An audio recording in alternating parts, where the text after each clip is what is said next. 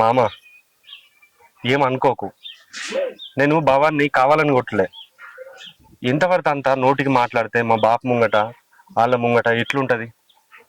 ఓ పెద్ద మనిషి అంటే విలువ లేదు. ఆమె పని చేస్తుందని ఎట్లా పడితే అట్లనే అని మాట్లాడుతుంది. కొంచెం కోపం వచ్చింది, అందుకనే ఒక దెబ్బేసిన. ఏమనుకోకు మామ. కాదు బిడ్డ, ఇదివరకు దాకా బిడ్డతో మాట్లాడినా చెప్తుంటలేదు, రానే రా అంటుంది. మీ మధ్యలో ఎంత పెద్ద ఘర్షణ ఏం జరిగిందో ఇక మరి ఎట్లా బిడ్డ?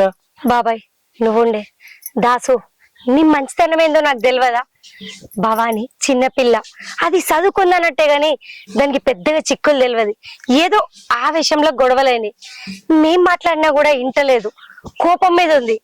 జరా ఎంత కాదనుకున్నా మీరిద్దరాలు మోలు, నువ్వే మాట్లాడి దానికి సర్ది చెప్పు. నా చెల్లె మంచిది. నాకు తెలియదా వదినే, నేను కావాలని కొట్టలేదు.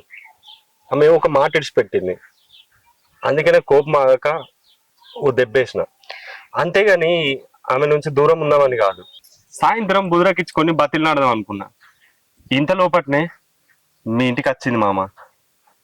నేను మాట్లాడేందుకే వచ్చిన. ఇప్పుడు ఏదైనా ఒకటి చెప్పడానికి చూసి తీసుకొని పోతావు అదినే.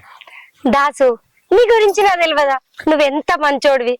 అది కూడా తెలుసు తెలియకనో ఆవేశపడ్డది, కోపం మీద ఉంది. మెల్లగా బుజ్జకించు, ఖచ్చితంగా ఒప్పుకుంటది. సరే వదినే.